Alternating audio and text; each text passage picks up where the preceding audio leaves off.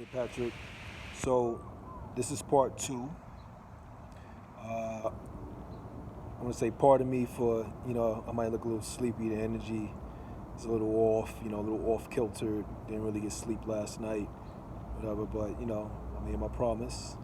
And also, I want to remind you that the concept of the student and the teacher, this is also doing something for me as well, as I told you in a very near future that I know it's a calling for me to teach the 20 plus years of metaphysical and spiritual knowledge that I've accumulated, right?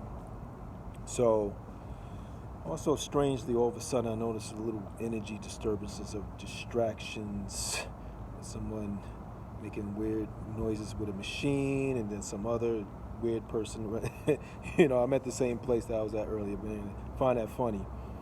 Like forces that, don't want other humans to get divine knowledge. Sometimes I wonder about that.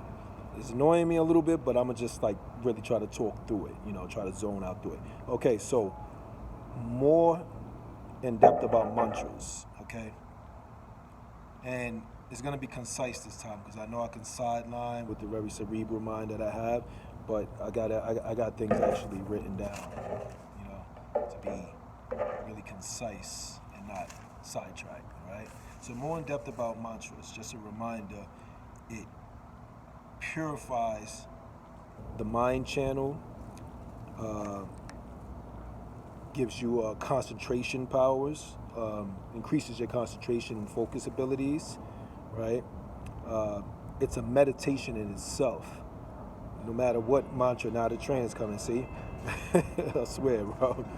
No matter what mantra you're using, see, you can be doing mantras, but if your mind is distracted and you're just saying it to like get through it quick, it's like you're not giving your all. So you're supposed to want to hear the mantra clearly within yourself. Om Gam Ganapataye Namaha.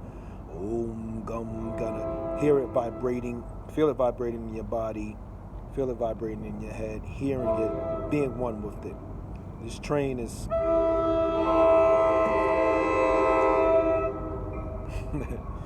Alright, okay. So, we're going to move through this. Alright, so... it's a meditation in itself. Another thing,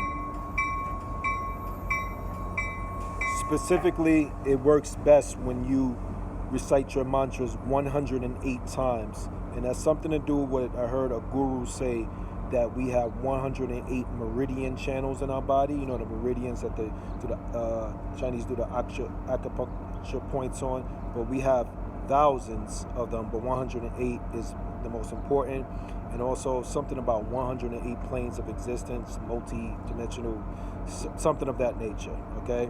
So 108, you don't have to, but it's more potent when you do 108. And you want to get yourself a mala. This is a mala. And these malas usually, in the yogic kind of tradition, they're always 108. Muslims is always 99. I'm just throwing that in there. And maybe, some malas is actually shorter. There's 54, there's half of 108. If you, just let it pass.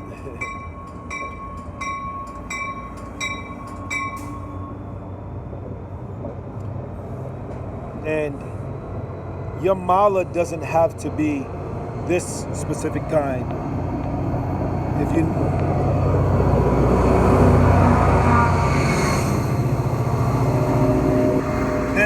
This specific mala is known as the Rudrakash, or the tears of Shiva, which they really are seeds from a special tree that grows very high in the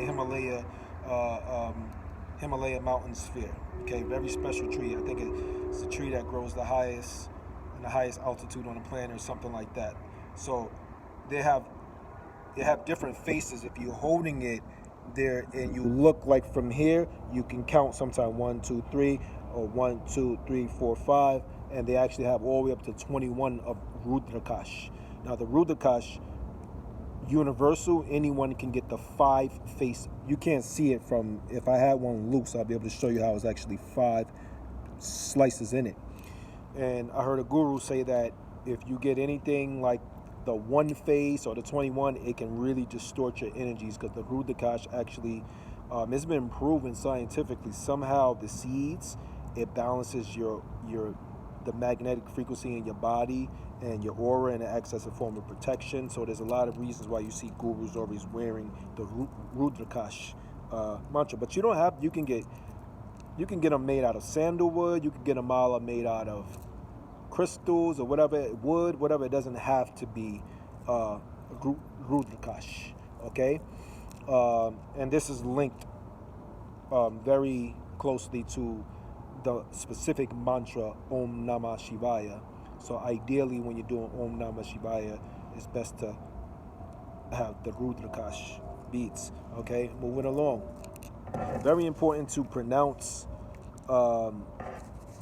mantras correctly, because if a person is just going off the internet and I think I'm pronouncing it right, and they just doing it their own way, it can actually do reverse things to your energy body, or you could be summoning something that you don't even know what the hell you're summoning.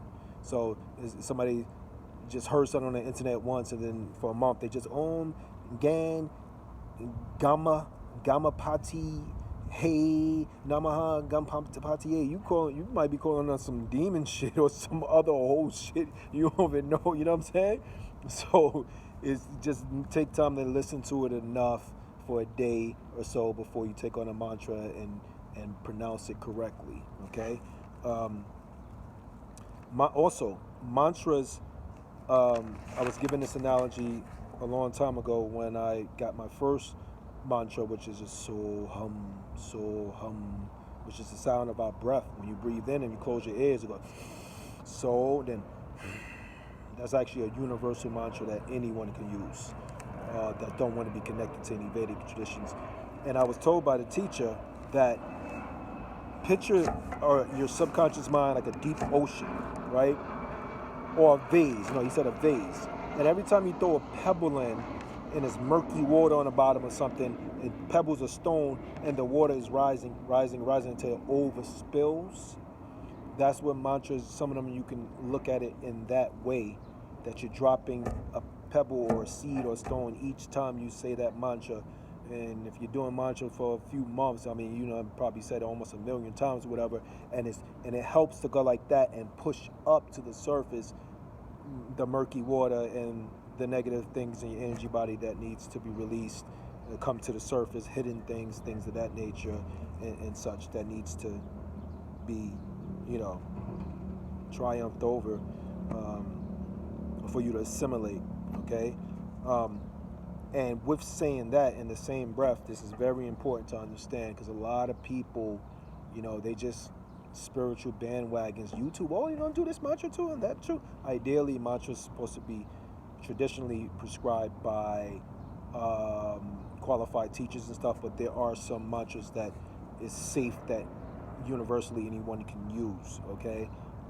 Some teachers still say against it completely. You shouldn't be whatever, but you would know the feeling within yourself, you know what I'm saying? But with saying that, certain mantras to purge and purify impurities and negativity in your energy bodies and mind, it could be feeling okay at first and good, and then it might purge things that can't come up, and you might even experience like a dark night of the soul. It happened to me with one particular mantra, and I felt kind of let down, betrayed. I'm like, I'm doing my dedication to this mantra to be purged of negativity, and I feel like shit after, like, what the hell is going on?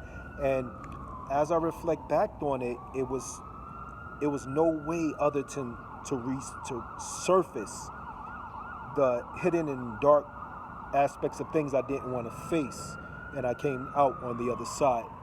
Not all mantras, I'm saying, do that, but the Ganesha mantra, it could do that, depending on any wounds or traumas and layers that you may have in yourself.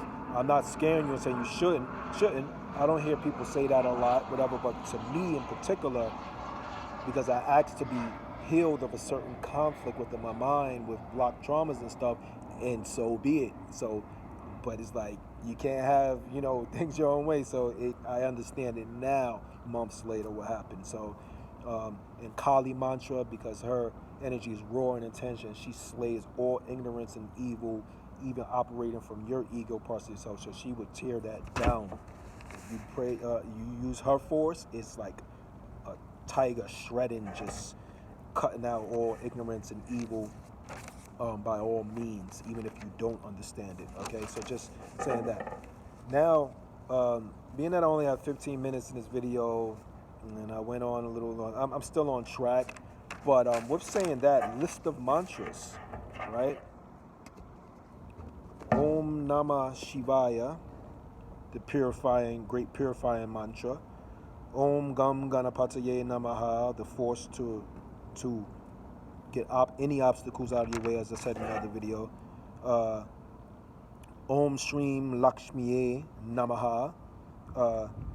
You know, the Shreem. That sound. Shreem actually in Sanskrit is the, I think, the word for gold. So you see, it all ties in.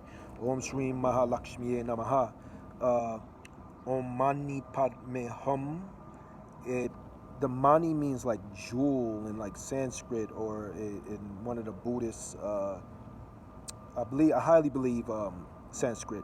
And Padme is something with the heart, so it's like something, it means like opening and uniting the mind and the heart, right? Very powerful Tibetan mantra. I throw that in because I'm not just confining myself to Sanskrit mantras, you know.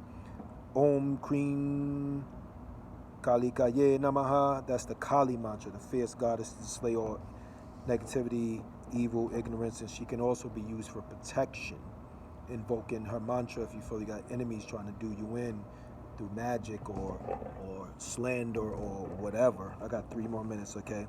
So, and also if you ask for your own ignorance to be slayed, yeah, it could be a rocky road, and she can summon a dark night of soul that you go through, but you will see, you know, it's not that extreme. Kali has a beautiful energy too. It's not always to be feared. You know, she don't play. Om Ram Ramaya Namaha. Rama is from the Hindu warrior Rama, and this mantra is said to actually, if you invoke it enough, and powerfully heal any disease. The Ram is the sound. Ram is the sound of the solar plexus chakra, and it's invoking fire energy as well. And if you know about those 2 energy channels that go up, the Ida and the Pingala, right? And they unite at the top of your head for enlightenment, whatever. So the right channel, okay, the right side of our body is the masculine solar force, so it highly activates that. So you'll notice when you do that mantra, it evokes a lot of, I feel like energy, like a high when I do that mantra. Right? Sometimes I don't even do it. You know, you be careful. Like, today I don't want to feel like that. You know, yeah. Also, we have last one. Om Namo Bhagavate Vasudevaya. That mantra is the mantra for divine liberation and peace. That mantra, I swear, you go into a trance of feeling the most peaceful. And even if you do it when you're taking a bath, oh my God, you just like melt. So that mantra is said to invoke divine liberation. Om Namo Bhagavate Vasudevaya. It's good to like drag it out, and it really so I'm gonna have to now I'm gonna go into yantras, and I brought out my Sri Yantra.